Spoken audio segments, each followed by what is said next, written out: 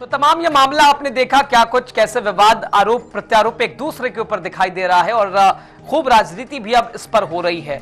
और सीधे खास मेहमान जुड़े, सीधे उनका इंट्रोडक्शन और उसके बाद चर्चा की शुरुआत। डॉक्टर रोहित सक्सेना, भारतीय जनता पार्टी की ओर से। सर बहुत स्वागत, एक बार फिर आपने समय दिया। हमारे साथ अतुल सक्सेना जी हैं समाजवादी पार्टी की ओर से, आपका भी बहुत स्वागत। इसके अलावा हाजी जुबैर मेमन साहब हैं बतौर मुस्लिम स्कॉलर, सर आपका भी बहुत स्वागत, आपका भी बहुत खैर मकदम। मैं सबसे पहले हाजी जुबैर मेमन साहब आप ही के पास आ रहा हूं। क्या अब धर्म थोपने वाला सिचुएशन में हो गया है क्या? ये तो जैसा कि तमाम बीजेपी के भी नेता यही कह रहे हैं कि ये तो बंदे और अल्लाह के बीच का मामला है, इसमें मुल्ला कहां से आ गया भाई? तो एक तो वो घर से इतने दूर है तो एक कसर की भी सिचुएशन है, दूसरे रोजा रखना ना रखना ये तो व्यक्तिगत मत है और देश को रिप्रेजेंट कर रहा कोई बंदा 10 ओवर बॉलिंग करनी है, आसान तो नहीं है मेमन साहब। जी बिल्कुल, अगर धार्मिक तौर पे बात की जाए हाँ, तो जो इंसान सफर में है उसके ऊपर रोजा फर्ज ही नहीं है, पॉइंट नंबर 1।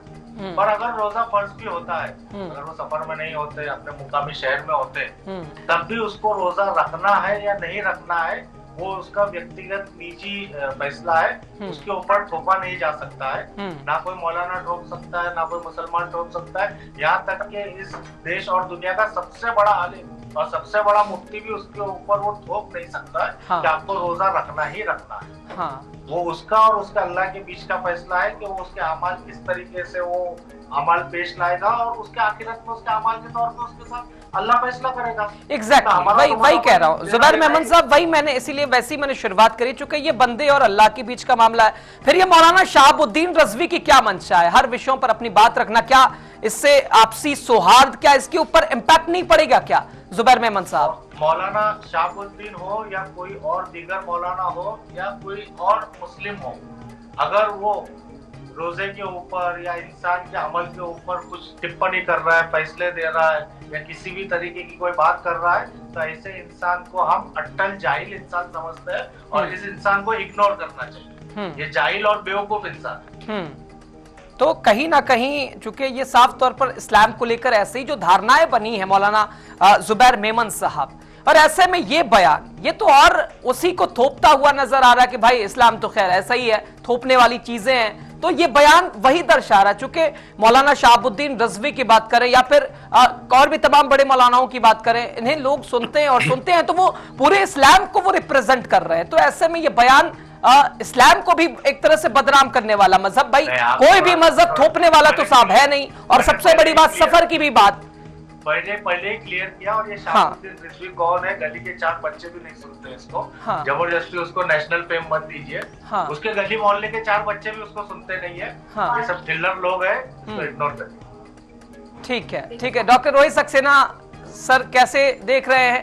मोहम्मद शमी देश के लिए खेल रहे हैं, देश को रिप्रेजेंट कर रहे हैं, और ऐसे में मौलानाओं का ये बयान कि भाई आस्था ठेस पहुंच रही है, उन्हें लोग देख रहे हैं, और ऐसे में उनके, हालांकि जुबैर मेमन साहब साफ कह रहे हैं कि कोई इसमें थोपने की बात नहीं है, और इस्लाम या कोई भी मजहब किसी के ऊपर वो तो उसका व्यक्तिगत मत है, करना चाहे तब भी ठीक है, ना करना चाहे वो उसकी सिचुएशन है। रोहित सक्सेना साहब देखिए, मैं तारीफ करूंगा मौलाना साहब जिन्होंने मुझसे पहले बोला है। उन्होंने बहुत इसका और जिन जिन चीजों का हवाला दिया गया है, रोजा फर्ज नहीं है। यदि व्यक्ति बीमार है, मानसिक रूप से बीमार है, बच्चा है, कोई महिला गर्भवती है, कोई महिला मासिक धर्म से है या कोई यात्रा में है, तो उस पर रोजा फर्ज नहीं होता। पहली चीज, ये तो धर्म के हिसाब से बात इन्होंने कही, एकदम अप टू दिमाग है। दूसरी बात, हमारे लिए फक्र का विषय है कि देश का एक बच्चा देश के लिए खेल रहा है, 60 बॉल फेंकेगा पूरे मैच में और 50 ओवर यानी 300 गेंदों में फील्डिंग करेगा, और जब फील्डिंग करता है तो उसकी स्पीड बॉल से ज्यादा तेज होनी चाहिए तब वो फील्डिंग कर पाए। और मुझे लगता है जिन मौलाना साहब ने इस तरह की हरकत करी है, वो 6 गेंदे फेंकने के बाद फेफड़े उनके मुंह को लटक जाएंगे, तो उनको अंदाजा नहीं कि खिलाड़ी होना कितना टफ होता है। और हमारे लिए फक्र का विषय है, कोई बच्चा हमारे लिए देश के लिए खेल रहा है और गर्व है हमें ऐसे बच्चे पर। अब एक बात बताइए, यदि किसी हिंदू त्योहार के दौरान, हिंदू व्रत के दौरान अगर मैचेस हो रहे होते और हमारे हिंदू जो खिलाड़ी खेल रहे हैं वो व्रत नहीं रखते, क्या मनते ऐसी टिकट टिप्पणी करते? देश सर्वप्रथम है ना हमारे। एग्जैक्टली। और वो बच्चा देश के लिए खेल रहा है और ऐसे बच्चों पे हमें गर्व है। अब वो उनका मामला है कि यदि वो रख रहे, भाई देखिए बहुत मैं क्योंकि खिलाड़ी हूँ, मैंने राष्ट्रीय स्तर का मैं खिलाड़ी रहा हूँ, 3 मिनट हमें खेलने को मिलता है इंडिविजुअल इवेंट। सच बताओ, हम 3-3 4-4 घंटे करके उन 3 मिनट में परफॉर्मेंस नहीं दे पाते थे, हाफ जाते थे। ये तो 50 ओवर फील्डिंग है, 60 गेंदें फील्डिंग। उन मौलाना साहब से कहिए एक बार कि जरा 1 किलोमीटर दौड़ के दिखाइए मौलाना साहब, मतलब फातिया ना पढ़ ली जाए उनकी, तब बताइएगा मुझे। तो थोड़ा सा किसी भी विषय पर बोलने के लिए मुझे लगता है बहुत संयम होना चाहिए और धर्म को थोपना नहीं चाहिए। मैं तारीफ करूंगा, मैं सुना नहीं, बिल्कुल बिल्कुल हाजी जुबैर मेमन साहब भी वही कह रहे हैं कि धर्म थोपने की भी चीज नहीं, और ये उनका व्यक्तिगत मामला है, और निश्चित तौर पर इतना बड़ा टूर्नामेंट है और इसको देश रिप्रेजेंट कर रहे हैं वो।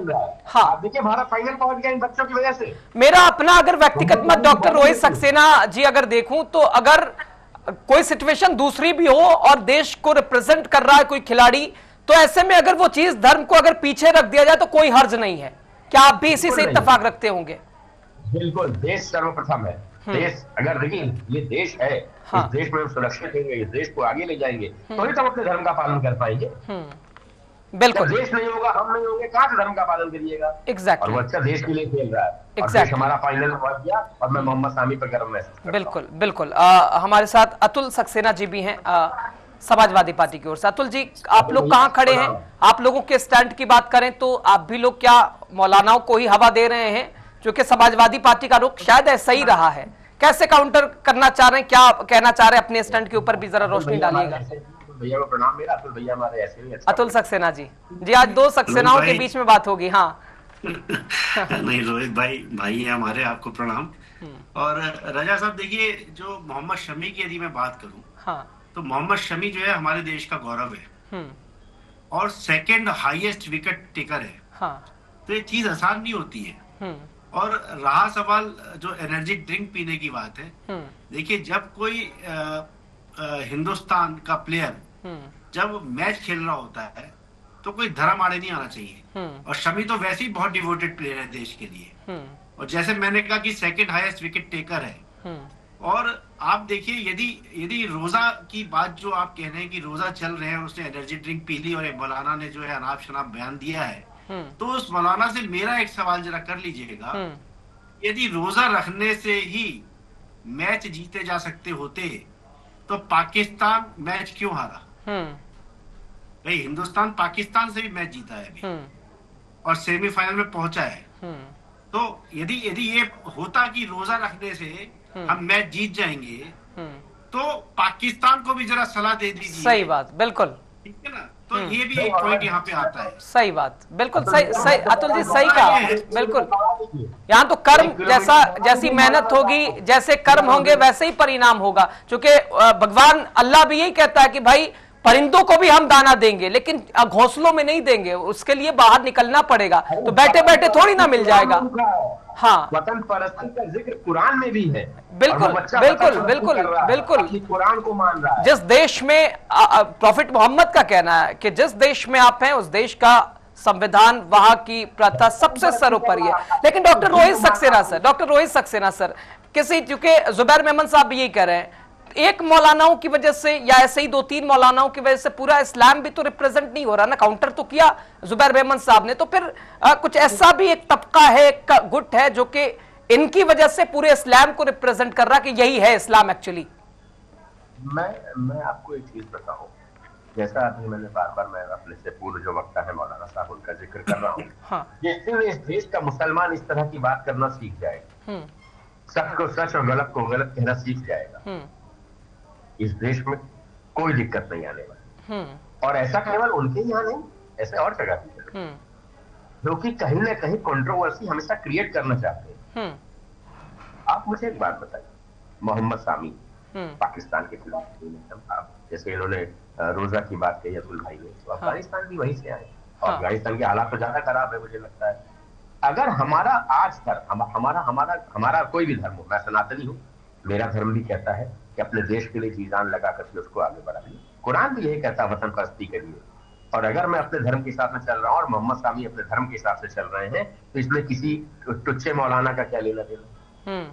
अगर इस देश के, मैं कह रहा हूँ 90% मुसलमान स्वामी के साथ है कि नहीं देश के लिए खेल रहा है, तो मुझे लगता है 10% के लिए सोचना नहीं चाहिए।